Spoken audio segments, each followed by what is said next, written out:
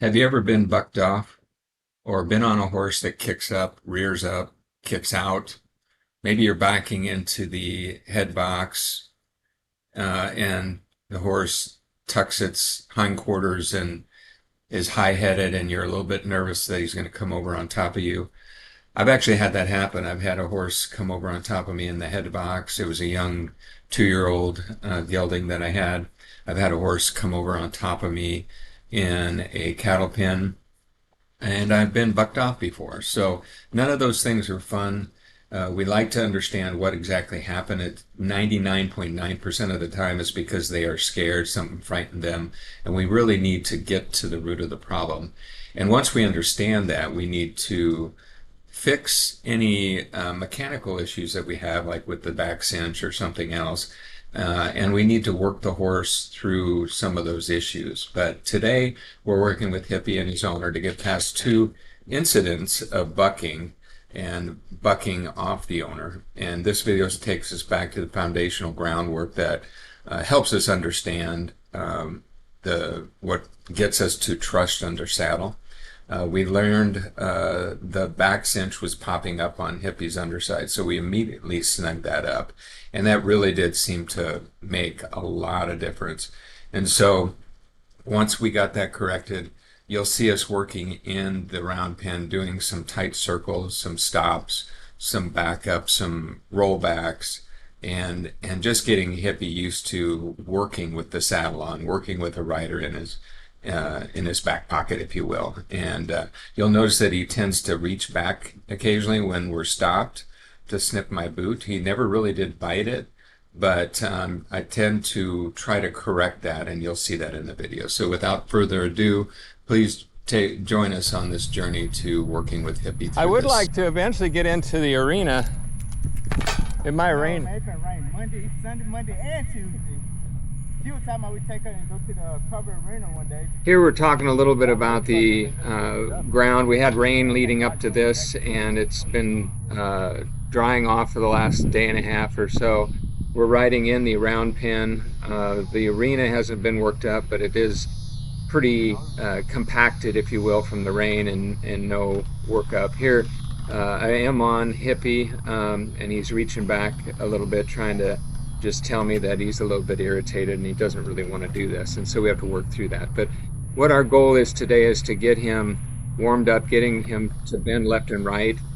This week before this, he had humped up or bucked, and his owner came off, and I was not there, so I do not know the extent of that, but that happened, and it actually happened shortly after the owner had purchased Hippie several months ago, maybe 3-4 months ago. And so we got to rebuild that connection. They have a great connection on the ground. Hippie loves his owner, and the owner, you can just tell, thinks the world of Hippie. So we just kind of have to build that trust together. There you can see he stopped fairly well. He's not a finished stopper, but his rear end did drop a little bit as we went through that stop, and now we're going back the other way. And in the beginning of this, we're just trying to do a little bit of that, getting him to kind of flex a little bit, tighten up the circles a little bit more, a few larger circles and then some tight circles, just to get him to respond a little bit more and take him out of being in control. He does cough there a little bit, and you'll hear me comment about it a little bit. What does it mean? Who? What? What do the cows mean? The cough? Yeah, that cough he just had seemed like it was from his lungs. I mean, it's the only time I heard him do it, but if he suddenly starts doing it 2 or 3 times, we'll just have to watch. Because you don't want him, he could end up with just like a cold or something. With the way this weather is, it's probably allergies and dust and stuff. And you can hear that we're talking a little bit about what it might be. So we're going to go right back to working him. And since our goal is to get his owner onto Hippie, the idea was to try to do that in the arena once we're done warming him up, and maybe do it in the pasture. He was bucked off in the pasture, but here we stop again. We're backing up, trying to make sure that he responds to the outside kick. I'm not wearing spurs because he does respond fairly well. He's been well trained. I mean, the people who sold him did a pretty good job with him, but he's still green in many places. Oh. Back. Back. Trot. The reason I'm not mentioning the owner's name is he asked me not to put him on the videos. So when he's trying to go down and bite my boot, so I'm keeping this outside rein or keeping the opposite rein out so to keep him from doing that. But I don't really want him doing that. I want him to keep his head in between the reins. Like right here, between the reins. Now he's looking to the inside, which I'm not really trying to get him to do that. As long as he's not reaching down, I'm okay with it. Here he seems to be moving out a little bit slower, and he stops fairly quickly. It's what we're asking him to do right now. We haven't really sped him up and then stopped him to try to really build that collection yet. He's not at that stage. He's coming around fairly nice. His trot is evening out from the first beginning of this video where we first got on him. Ooh. We're gonna just let him rest for a minute. Now, when I stopped him, he turned, he took a step inward, and I kind of want to do it a few more times, see if I can keep him just stop straight. Because he was going like this when I said whoa, and then he took a step this way. Now, if we're ranch sorting, as long as our reins are like this, we need him to stop between the reins, and if a cow's going that way, then we want to do this.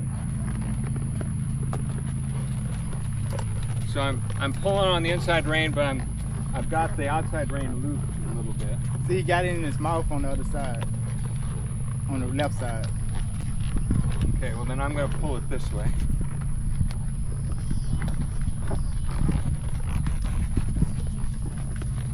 So I've given him slack in the outside rein.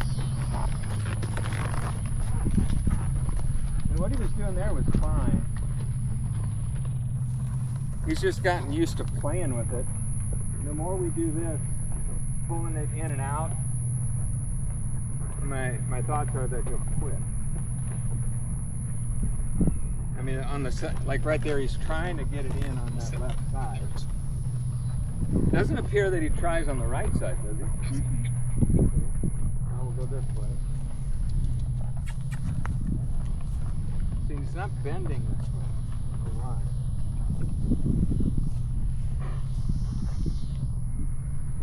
So we're just working him back and forth here. We were just talking about how he turns better to the right, but his head's not bending that way. Walk. So I pulled back a little bit harder on that one. He was trying to get him to roll over on his hindquarters a little bit more, and periodically here we do that. I think I mentioned something about it here in the video. He's getting lazy. He's getting lazy. Just trying to get him to walk out right now. Calm down. Trot.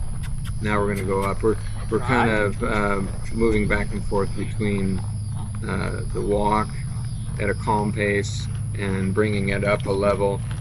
I want to keep him going for about 3 times around. This is the starting point. So now that we're in a trot, we're going to go around a few times and then we'll stop him again. And we just continue to repeat this. And the more you do this, the more relaxed that they get.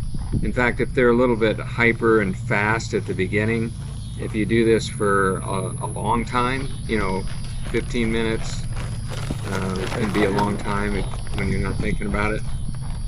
And they will tend to try to conserve energy. That's their preference. And so even if they're pretty hot and they go off pretty fast, just do a lot of the long rides and they'll start to slow down because their preference is to go slower. Head up.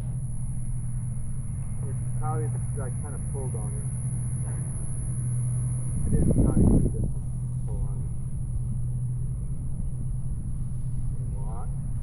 So he's standing really well. This is good. I could feel the saddle going to the left, which is the side I got on. So I'm trying to just straighten it out. So now we'll walk to the left. So again, what's kind of going through my mind is just to get him, well, two things: to get him comfortable with just moving around. He doesn't hump up or buck with me.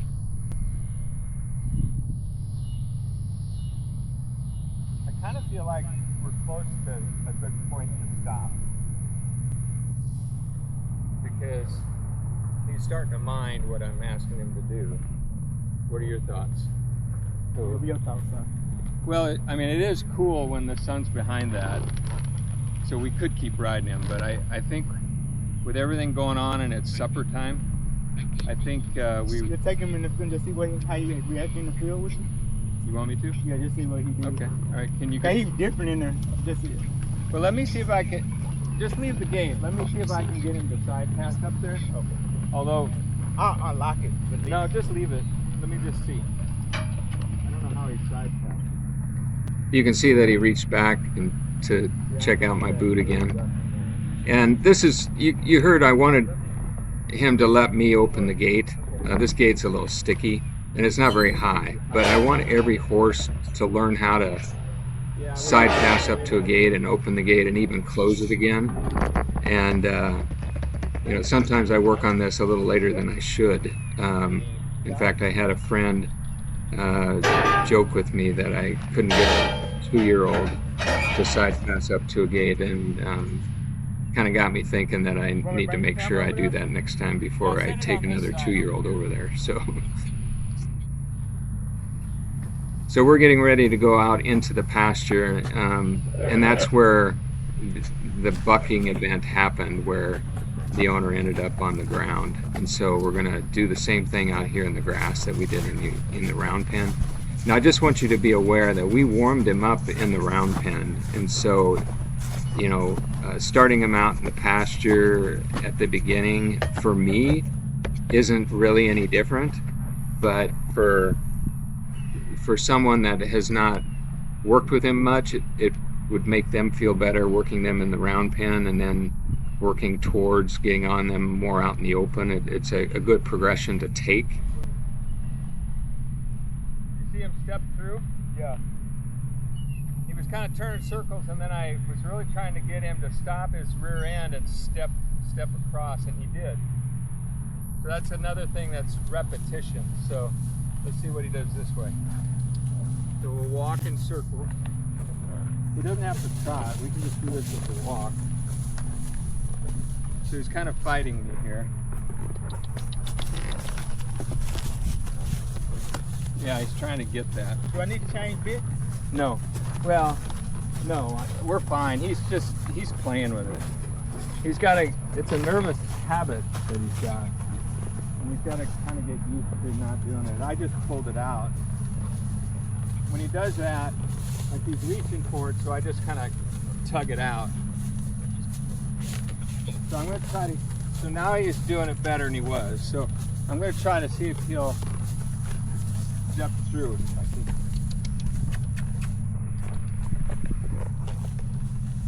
There. There was like a little one. It wasn't perfect, but yeah, I got him to do a little one, so that's good. I really think this is a good place to stop. I don't want to overdo it on him.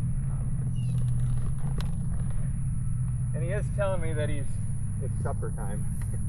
I think that's a lot of it. Yeah, he's pretty sweaty, so I think this is a good spot. I don't know, I thought that was a good session. And we got to work him, and he got on him. So pulling a horse with the bit in his mouth, it feels different when you're pulling him this way, and it kind of bothers him. So try to, like if you're going to walk him, you eventually want to get to where you can throw this one over and just walk with a loose rein. And that's why we practice it with the lead rope too. So that's perfect. I'm going to pull this up so it doesn't stick on. So this was a good day, and we're going to call it a day here. So thanks for joining us.